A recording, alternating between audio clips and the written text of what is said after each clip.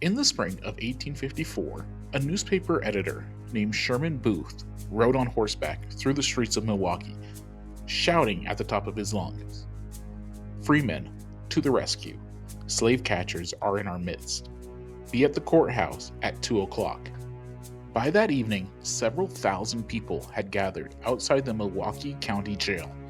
Booth gave a speech. The crowd surged forward.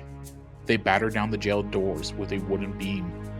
And Joshua Glover, a man who had been born enslaved in Missouri, who had escaped to Wisconsin 2 years earlier, who had been dragged from his home by federal marshals the night before, walked out of that jail a free man. He made it to Canada. He was never recaptured. What followed from that single night, the arrest, the trials, the defiance of an entire state, and a Supreme Court confrontation that reached all the way to the edge of the Civil War, became one of the most extraordinary legal battles in American history. This is the story of a law so unjust that a free state refused to obey, of a Supreme Court that said they had to, and of a state Supreme Court that looked at that ruling and filed it in the trash.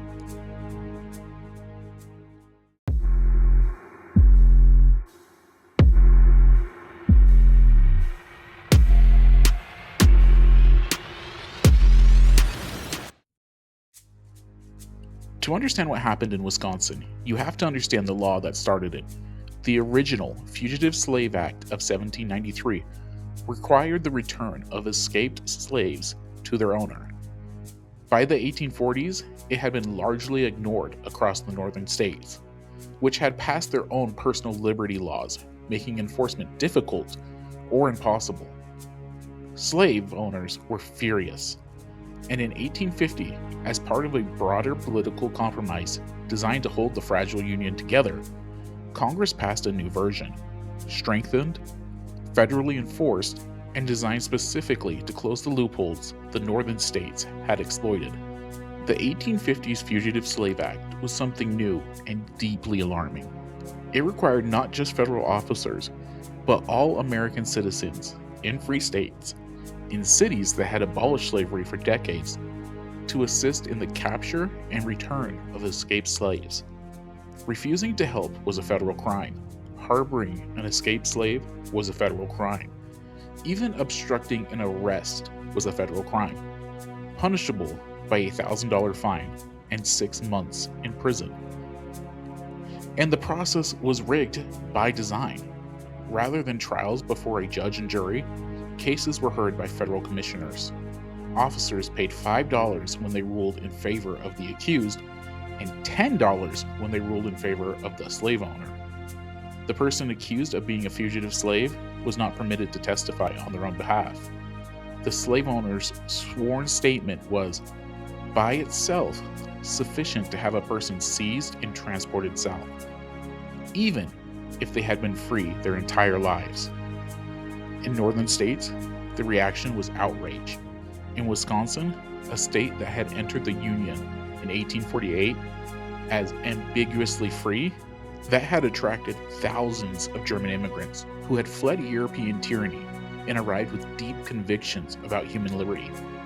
The Fugitive Slave Act was not merely unpopular, it was treated as a moral abomination and a direct affront to the state's sovereignty. Wisconsin passed its own personal liberty law, severely hampering federal enforcement within its borders. The state's courts made clear they were skeptical of federal jurisdiction over these cases, and the newspaper editors and abolitionists and ordinary citizens of Milwaukee were building towards the moment when theory would become action. That moment arrived on a cold night in March 1854. Joshua Glover had been enslaved on a farm in St. Louis, Missouri, owned by a man named Ben-Ami Garland. In 1852, Glover escaped. He made his way north to Wisconsin, to the small town of Racine, where he found work at a sawmill and began building a life. He had been free for 2 years.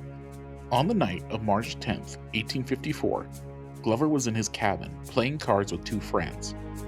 Federal Marshal Charles Cotton arrived with a party of men, including Garland himself, who had traveled from Missouri, and a warrant issued under the Fugitive Slave Act.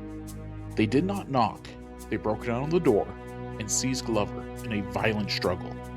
His head was cut, he was beaten, shackled, and dragged to the Milwaukee County Jail, 50 miles away.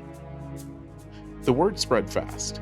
Sherman Booth, editor of the Milwaukee Free Democrat, one of the most prominent abolitionist newspapers in the state, heard of the arrest and responded the way he always responded, loudly and in public.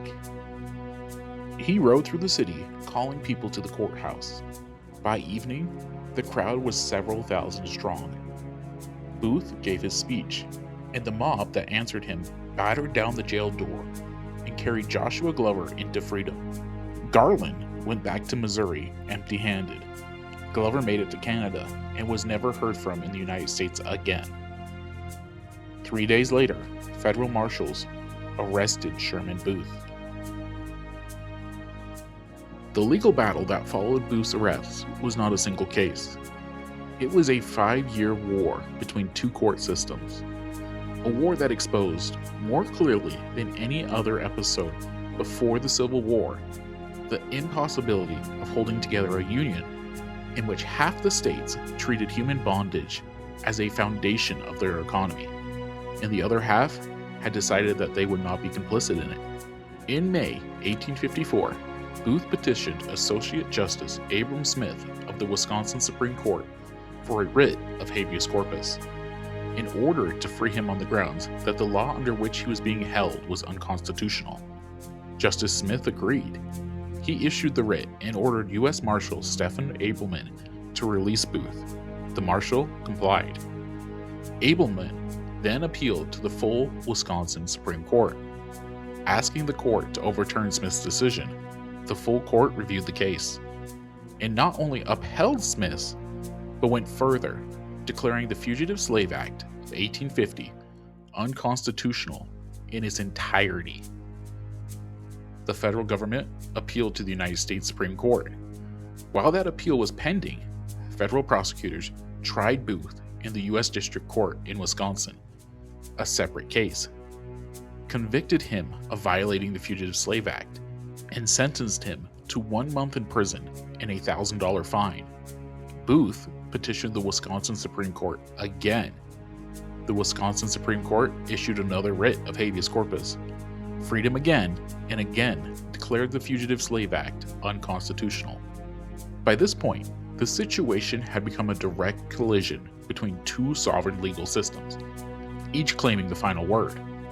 The Wisconsin courts were asserting that state judges could review the constitutionality of federal laws, and, if they found them wanting, could free federal prisoners by writ of habeas corpus. The federal government was asserting that no state court had any such authority, that federal law was supreme, that federal custody was federal custody, and that a state writ of habeas corpus could not reach inside a federal case. U.S. Marshal Stephen Ableman filed a writ of error with the United States Supreme Court. The Wisconsin Supreme Court's response was extraordinary. It refused to file the record of its proceedings with the United States Supreme Court. It refused to acknowledge the federal court's jurisdiction, and it issued an order declaring, in effect, that the United States Supreme Court had no authority to review Wisconsin's court decision. The Wisconsin Supreme Court was telling the highest court in the United States, "We do not recognize your power here." On March 7, 1859, Chief Justice Roger Brooke Taney, the man who had written the Dred Scott decision just 2 years earlier, ruling that Black Americans had no rights the white men were bound to respect, delivered the unanimous opinion of the United States Supreme Court in Ableman v. Booth. It was, as a matter of constitutional law, a thorough and logically comprehensive opinion. Taney grounded his ruling in the Supreme Court clause of the Constitution, which declares that the Constitution and federal laws are the supreme law of the land, binding on every court of every state. He argued that the entire structure of the American government depended on federal courts having the final word on questions of federal law. That if each state could declare federal law unconstitutional and free federal prisoners at will, there would be no federal government at all, only 50-odd sovereignties pulling in different directions. He was not wrong about the constitutional logic. The argument for federal supremacy was sound.